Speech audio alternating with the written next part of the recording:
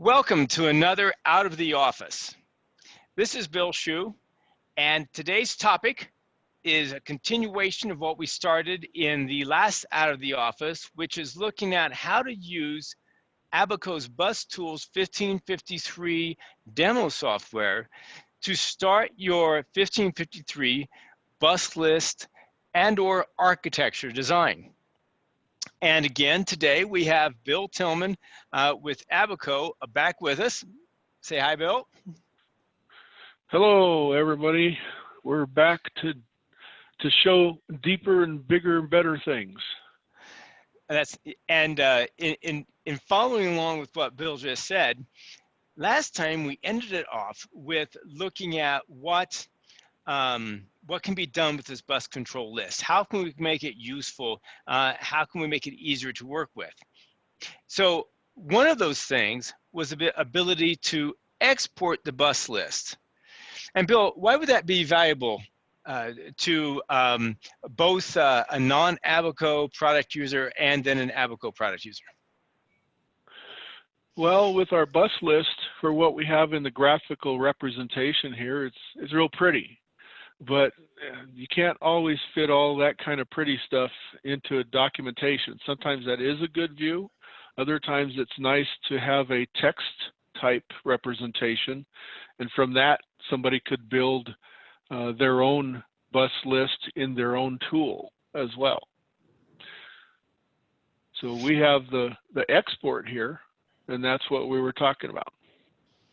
Let's see what that looks like again. I think we showed that a little bit before, but we really didn't go a lot into it. So I'll leave it to you to show us what we got. Yeah, I'm just gonna, hitting the export button brings up a file viewer, and I'm just gonna export it back to the same file name that I had before. And I'm going to overwrite it in this case, and we'll go back and we'll take a look at it to see what it looks like. And I'll have that demo BC text file. That's the export that I did. So I brought up my Notepad++, the tool that I have a preference on. And what we have is the export of the bus list from the graphical representation. This is easy to copy paste into a document. It's pretty easy and self-explanatory to be able to read this thing.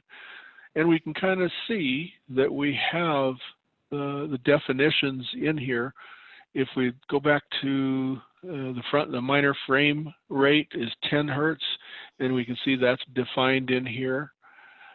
We've got the messages that are defined, BC to RT and an RT to BC, BC to RT and an RT to BC. We can see that they're RT2, subaddress 1, 2. RT number 2, subaddress 1 and 2 words. For the transmit side, we can see that it matches over here, RT224, 224 here, and it's a transmit message. Message buffers, we haven't defined any yet. We're going to play with that a little bit later. We've got a mode code last command as the third message in this thing. And then we have a go to back to minor frame. So we'll rerun this thing a whole bunch of times. And Bill, when you made reference here to the message params and then the message buffer down below. So the message buffer is actually where we would be putting our data? Correct. If you want to see the data or manipulate the data, those are memory buffers that the data will be at or that we can use. So we can create those. We haven't done that yet. Let's go ahead and give that a shot right now, and then we'll export this again. So in this BC to RT, we usually want to have a buffer to put in there. Down here is a buffer. And then we have that buffer showing right here. Looks like we've predefined this, or at some point in time played with the names of the data, the parameters, and put in some values here. So I'll just do a third one here, which won't matter because we've only got a word count of 2. But we can put some values in here. So these values in this case, 2 words, would go out onto the bus. From the bus controller goes to RT number 1, subaddress number 1, RT2, subaddress 1.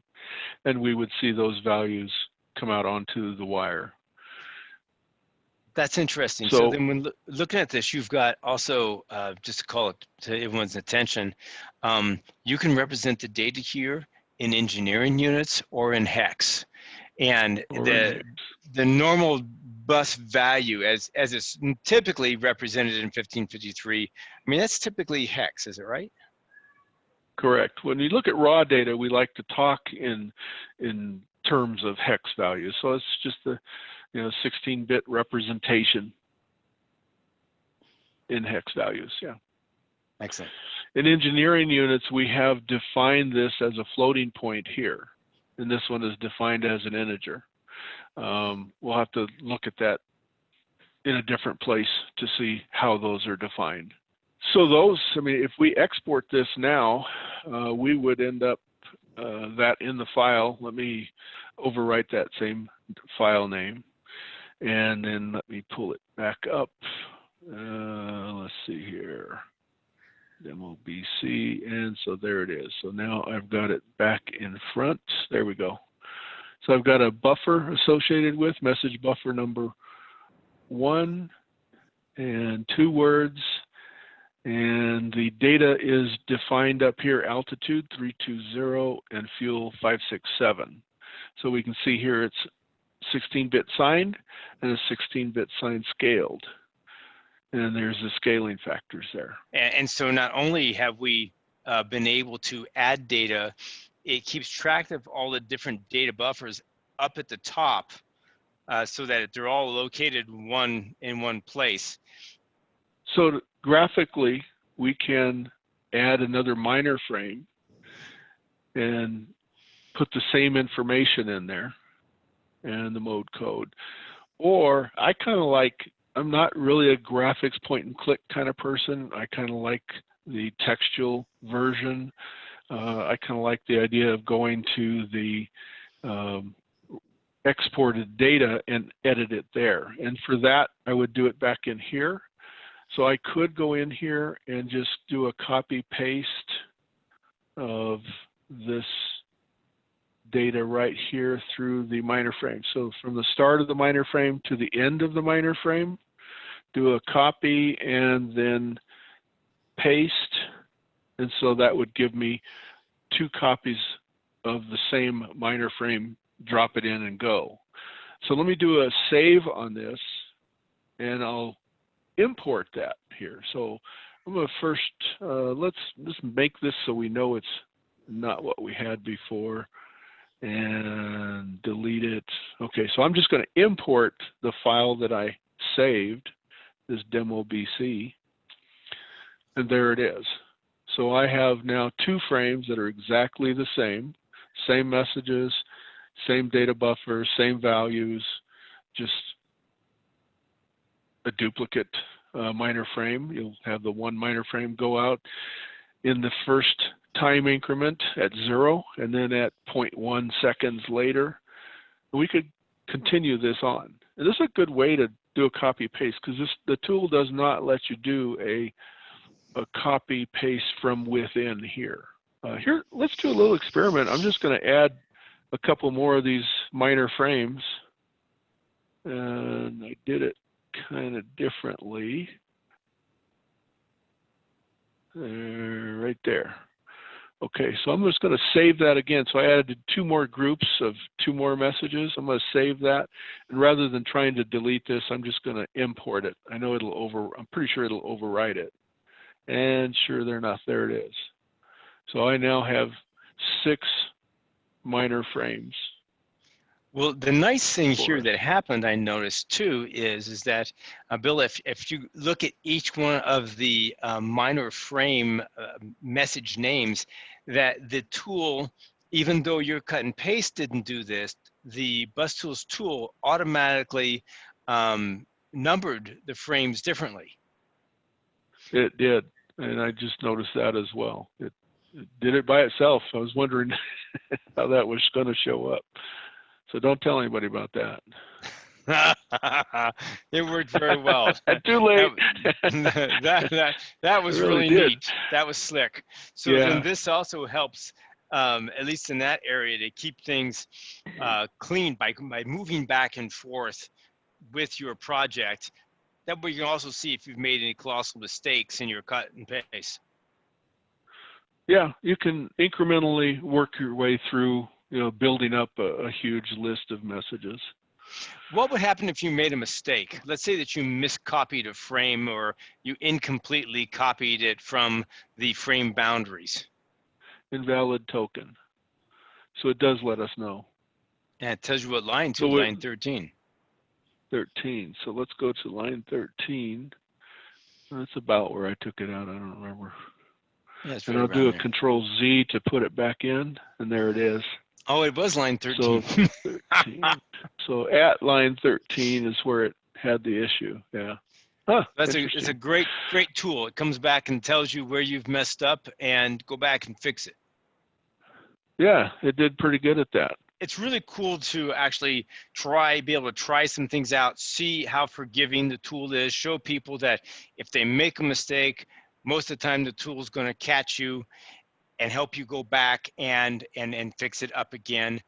I would recommend also that people would do a backup. Instead of here for our demo purposes, we kept overwriting the same file, that maybe you'd want to create your own self-revision numbers, either like -A or -B or -1, -2, -3, something like that, in order to be able to go back if you're totally lost and not understanding what has happened. This has been fantastic. So we came back and we looked at BusTools. We exported BusTools list. We exported it, the list that we created. We show how you could modify it. We show what happens if you make a mistake, and BusTools even tell you what line your mistake began at. And gosh, I think that we've shown too that not only is it a good possible way of editing in text format as comparison doing the graphical, but it also then it still allows you to develop a good record that you may want to fold into some of your documentation. Yep. I think it's a pretty fine tool. I get to play with it a lot, so I have that definite preference. Most awesome. Well, this has been Bill Schuh with Doulos and Bill Tilman with Abaco, and we've been going over what to do if you're stuck out of the office. And the BusTools 1553 tool is this one version is a demo version. The full version is also available to work with Abaco hardware, but the demo version does not require that. And you can go to the website and to the link that we have that's going to follow right at the end here of the video to be able to go ahead and download it and use it while you're out of the office. Have fun with 1553. It's fun and easy.